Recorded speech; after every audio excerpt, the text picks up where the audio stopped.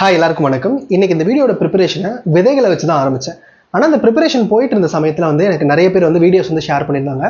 அதில் ஒரு குறிப்பிட்ட அரசியல் கட்சி தலைவர் நான் விவசாயத்தை அரசு தொழிலாக மாற்றுவேன், கால்நடைகள் வளர்க்குறது இதெல்லாமே அரசே எடுத்து நடத்தும் அப்படின்னு சொல்லியிருந்தாங்க. லிட்ரலி எல்லாத்தையும் அரசு வேலையாக மாற்றும் அப்படிங்கிறது தான். ஒரு விஷயம் சொல்கிறேன்னா அதுக்கு ஆப்போசிட் எப்பயுமே இருக்கும் இல்லையா? அந்த வீடியோட கமெண்ட் செக்ஷன்லேயே போய் பார்த்தோன்னா எல்லாருக்கும் அரசு வேலை கொடுக்குறது அப்படின்னா அது தமிழ்நாட்டை ஒரு 100 வருஷம் பின்னோக்கி எடுத்துகிட்டு போகிற மாதிரியான ஒரு விஷயம். அதே மாதிரி இது ஒரு பிற்போக்குத்தனமான மனநிலை அப்படின்னு சொல்லி நிறைய பேர் ஆப்போசிட்டாக பேசியிருந்தாங்க. இதை நான் எப்படி புரிஞ்சுக்கிறேன், உண்மையான டேட்டா பாயிண்ட்ஸ் நமக்கு என்ன சொல்ல வருது அப்படிங்கிறது தான் இந்த வீடியோவில் தெளிவாக பார்க்க போகிறோம்.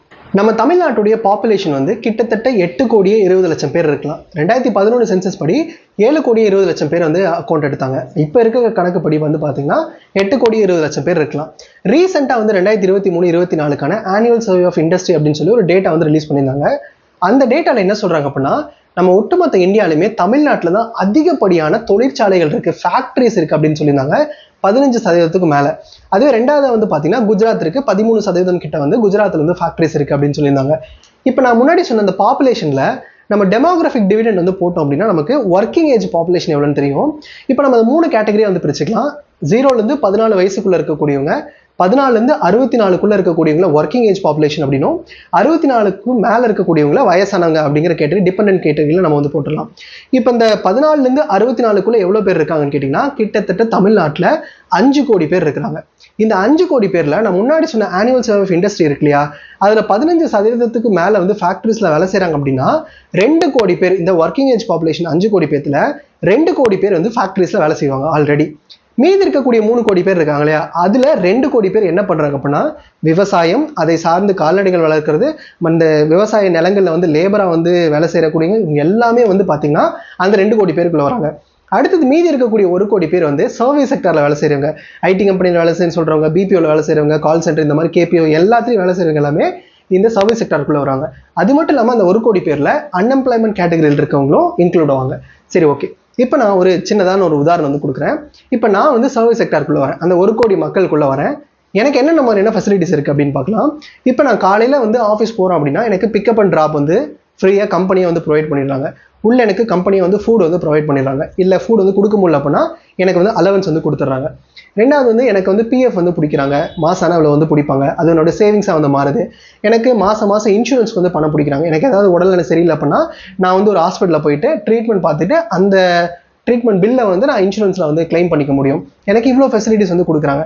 அது இல்லாமல் பார்த்தீங்கன்னா மாதம் 2 நாள் எனக்கு லீவ் கொடுக்குறாங்க, மாதம் கடைசியில் எனக்கு சம்பளம் கொடுத்துட்றாங்க, வருஷம் இன்க்ரிமெண்ட் போடுறாங்க, எனக்கு இன்ஃப்ளேஷன் ஏறுது, அதே மாதிரி இன்க்ரிமெண்ட் போடுறாங்க, ஓரளவுக்கு பேலன்ஸ்ட் ஆகுது. இந்த மாதிரி எக்கச்சக்கமான விஷயங்கள் எனக்கு கிடைக்குது. இதே மாதிரியான விஷயங்கள் அட்லீஸ்ட் ஃபேக்ட்ரிஸ் இருக்கவங்களுக்கு ஓரளவுக்கு பெட்டராக கிடைக்கும் அப்படின்னு நான் நம்புறேன். சரி, ஓகே. அப்போ இந்த 2 கோடி பேர், இந்த 1 கோடி பேர், 3 கோடி பேருக்கு ஓரளவுக்கு சலுகைகள் இருக்கு. இது எல்லாமே ஒரே நாளில் கிடைச்சது கிடையாது. ஒரு வருஷமா போராடி பல லட்சக்கணக்கான மக்களோட தியாகம் தான் இன்னைக்கு தொழிலாளர் புரட்சின்னு உருவாகி இவ்வளவு சலுகைகள் கிடைச்சிட்டு இருக்கு. கரெக்டா? இதே மாதிரியான விஷயங்கள் எல்லாமே இந்த விவசாயம், அதை சார்ந்து செய்யக்கூடிய அந்த மக்களுக்கும் கிடைக்கணும் இல்லையா? இந்த மக்களுக்கு கிடைக்கணும் அப்படின்னா இந்த விவசாயம், அதை சார்ந்து செய்யக்கூடிய தொழில்கள் இது எல்லாத்தையும் ஆர்மி செக்டாருக்குள்ள கொண்டு வரணும் இல்லையா? அவங்க எத்தனை பேர் இருக்கிறாங்க, என்ன மாதிரியான வேலை செய்யறாங்க, அவங்களுக்கு சரியான ஊதியம் கிடைக்குதா, அவங்களுக்கு என்ன மாதிரியான பிரச்சனைகள் இருக்கு, அவங்க பென்ஷனுக்கு என்ன பண்ணுவாங்க, அவங்க உடல்நிலை சரியில்லை அவங்க எங்க போய் மருத்துவம் பார்த்துக்குவாங்க, இது எல்லாத்தையுமே பார்க்கணும் இல்லையா? அது பார்க்கறதுக்கான ஒரு அமைப்பை கிரியேட் பண்றதுதான் இந்த அரசு வேலை அப்படிங்கிறத நான் பார்க்கிறேன். இப்ப நம்ம தமிழ்நாட்டை அமெரிக்காவோட கம்பேர் பண்ணலாம், இந்தியாவை வேணாம், தமிழ்நாட்டை அமெரிக்காவோட நம்ம கம்பேர் பண்ணுவோம். அமெரிக்காவுடைய பாப்புலேஷன் ஒரு 35 கோடி பேர் வச்சுக்கோங்களேன். ஆனா விவசாயம் பண்ணக்கூடியவங்க ஒரு ரெக்கார்ட்ஸ்லாம் எடுத்து பார்த்தீங்கன்னா ஒரு 20 லட்சம் பேர், 2 மில்லியன் தான் பார்த்தீங்கன்னா விவசாயம் டைரக்டா செய்யறாங்க அப்படிங்கிற மாதிரி நமக்கு தெரியும். அப்போ ரொம்ப கம்மியான மக்கள் தான் விவசாயம் பண்றாங்க. ஏன்னா அங்க இருக்கக்கூடிய நில அமைப்பு வேற, அங்க எந்த மாதிரியான உணவு பழக்கம் இருக்கு, அங்க இருக்கக்கூடிய லேண்ட் ஏரியா அந்த மாதிரி இருக்கு அப்படிங்கிறது எல்லாமே டோட்டலி டிஃப்ரெண்டா இருக்கும். ஆனா நம்ம தமிழ்நாட்டை எடுத்துக்கிட்டீங்கன்னா தமிழ்நாட்டில் சின்ன மார்ஜினல் ஃபார்மர்ஸ், சின்ன இடம், அங்க இதே நீங்க யூஎஸ் கம்பேர் பண்ணீங்கன்னா ஒருத்தருக்கு ஒரு பெரிய இடம் கொடுத்துருப்பாங்க. நம்ம கண்ணு கட்டின தூரம் வரைக்கும் என்னோட நிலம் தான் அப்படின்னு சொல்லுவாங்க. ஆனா நம்ம தமிழ்நாட்டை பொறுத்த வரைக்கும் ரொம்ப சின்ன குறுகிய நிலம், 1 ஏக்கர் 2 ஏக்கர் தான் விவசாயம் பண்ணுவாங்க ஒரு குறிப்பிட்ட ஃபேமிலி. அப்ப அது எல்லாத்தையும் ஒரு ஆர்கனைஸ் செக்டரா கொண்டு அரசு அதை குத்தகைக்கு எடுத்து அங்க பணியாளர்கள் அமைத்து விவசாயம் பண்ணி அவங்களுக்கான மாசம் ஊதியம் கொடுத்து அவங்களுக்கான பாதுகாப்பை ஏற்படுத்துறது அப்படிங்கறத அரசு வேலையை நான் பாக்குறேன். இப்ப சிம்பிளா ஒரு விஷயம் சொல்றேன், நான் விதைகளை பத்தி பேசணும்னு சொல்லியிருந்தேன் இல்லையா? இப்ப நீங்க வெண்டைக்காய் வேணும் அப்படின்னா என்ன பண்ணுவீங்க? பக்கத்துல இருக்கிற மார்க்கெட்டுக்கு போய் வெண்டைக்காய் வாங்கிட்டு வந்துருங்க. கரெக்டா? அந்த வெண்டைக்காய் எப்படி வந்துச்சு, அந்த வெண்டைக்காய்க்கு எவ்வளவு செலவாச்சு, அது எதுவுமே உங்களுக்கு தெரியாது. எவ்வளவு அந்த விவசாயிக்கு லாபம் போச்சுன்னு கூட தெரியாது. நான் சிம்பிளா ஒரு கணக்கு சொல்றேன். வெண்டைக்காயை சாப்பிட்றீங்க, வெண்டைக்காய்க்குள்ள விதை இருக்குமா? கரெக்டா? அந்த விதை எதுக்கு வந்து பயன்படும்? அந்த வெண்டைக்காயை பொறிக்காம அப்படியே விட்டுட்டோம்னா காயா மாறிச்சுன்னா அந்த விதையை எடுத்து நம்ம அடுத்து இன்னொரு வெண்டைக்காய் வந்து வரைக்கலாம். கரெக்டா? மறுபடியும் வந்து அதை பயிர் வந்து பண்ணலாம். ஆனா இன்னைக்கு இருக்கக்கூடிய காலகட்டத்துல ஒரு செடியில வந்த காயில இருந்து மறுபடியும் விதை எடுக்க முடியாது. அந்த விதை வேணும் அப்படின்னா நம்ம மறுபடியும் வந்து அந்த உரக்கடைக்கு போய் அந்த ஃபெர்டிலைசர் ஷாப் போயிட்டு தான் நம்ம விதைகளை வாங்க முடியும்.